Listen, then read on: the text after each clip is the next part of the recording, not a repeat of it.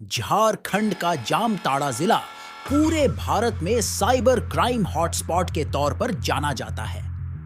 झारखंड का जामताड़ा जिला के साइबर क्राइम अपराधियों ने 22 राज्यों की पुलिस के नाक में दम कर रखा था। असल में जामताड़ा के साइबर क्राइम हॉटस्पॉट बनने की वजह क्या है? यहां साइबर क्राइम की शुरुआत कैसे हुई? ऐसे कई सवाल हैं जो उन लोगों के मन में जरूर आते होंगे जो एक ना एक बार साइबर क्राइम के शिकार हुए होंगे। नमस्कार दोस्तों, मैं हूं राजेश। आज के हमारे इस वीडियो में हम जामताड़ा के साइबर क्राइम हॉटस्पॉट बनने के पीछे की वजह और इससे जुड़ी रोचक तथ्यों के बारे में भी बात करने वाले हैं। जामताड़ा झारखंड राज्य का एक छोटा सा जिला है।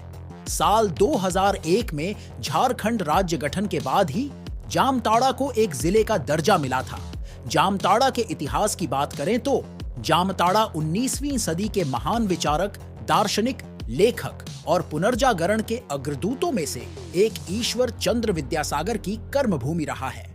ईश्वर चंद्र विद्यासागर 1858 में वे यहाँ पर आए और छोटी सी कुटिया बनाकर रहने लगे। कुटिया वाले आश्रम का नाम उन्होंने नंदन कानन रखा। यहाँ रहकर उन्होंने वनवासियों को निशुल्क चिकित्सा सेवा शुरू की, नारी शिक्षा के लिए अभियान चलाया। उस दौर में उन्होंने जंगलों से घिरे इस इलाके में बालिका विद्यालय की स्थापना की। उन्होंने यहीं से बाल विवाह पर रोक और विधवा पुनर्विवाह का आंदोलन चलाया।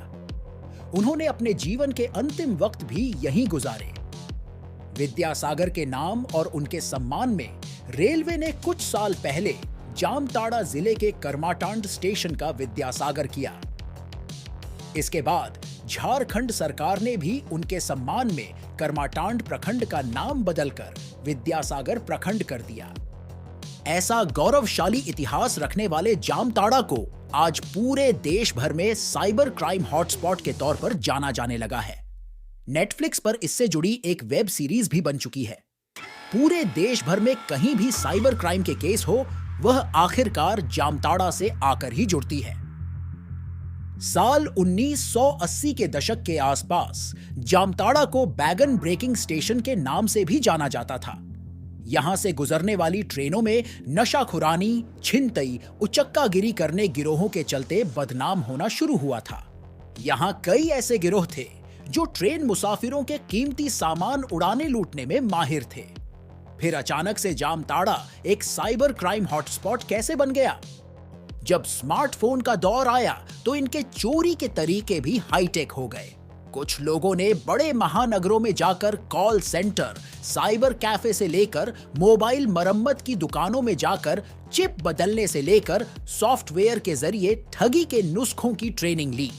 धीरे धीरे ऑनलाइन ठगी करने वालों के कई गिरोह बन गए, जो अब जामताड़ा के अलावा देवघर, गिरिडीह, धनबाद और गोड्डा जिलों में लगभग 100 गांवों में फैले हैं। इन इलाकों में पहला साइबर क्रिमिनल्स ने बड़े बड़े महानगरों में भी अपने कॉल सेंटर खोल रखे हैं। जामताड़ा के साइबर क्रिमिनल्स में सबसे पहला नाम सीताराम मंडल का आता है।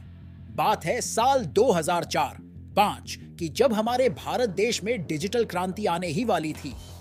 जामताड़ा से निकलकर सीताराम मंडल मुंबई के एक मोबाइल रिचार्ज की दुकान में नौकरी करते हुए ठगी के कई तरीके आजमाए और बाद में गांव आकर उसने कई साथियों और युवाओं को इस गोरख धंधे में जोड़ लिया।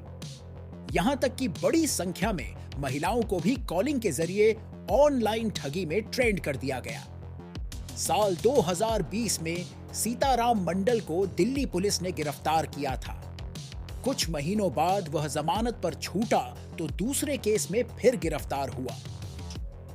जामताड़ा से हर साल साइबर क्रिमिनल्स को पुलिस पकड़ती है।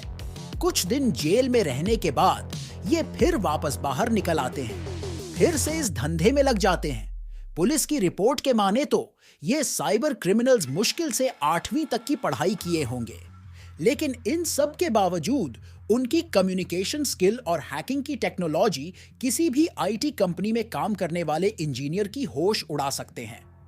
पुलिस ने एक ऐसे ट्रेनिंग सेंटर का खुलासा भी किया है जहां बाकायदा क्रैश कोर्स के जरिए साइबर ठग बनाने की ट्रेनिंग दी जाती थी। पिछले 6-7 सालों देश के तकरीबन हर राज्य की पुलिस यहां साइबर ठगों की तलाश और साइबर क्राइम के केसेज की जांच के सिलसिले में पहुंची है। आज भी कोई दिन ऐसा नहीं होता जब किसी न किसी दूसरे राज्य की पुलिस यहां जांच के लिए नहीं पहुंचती।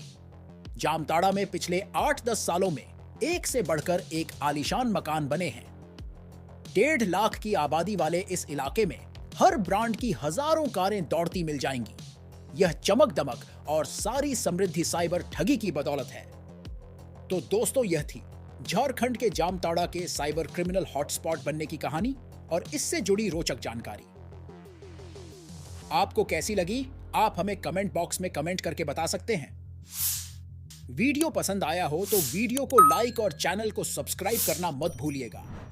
आपसे मिलते हैं 12M के एक और नए वीडियो में। तब तक के लिए बाय बाय, धन्यवाद, जोहार।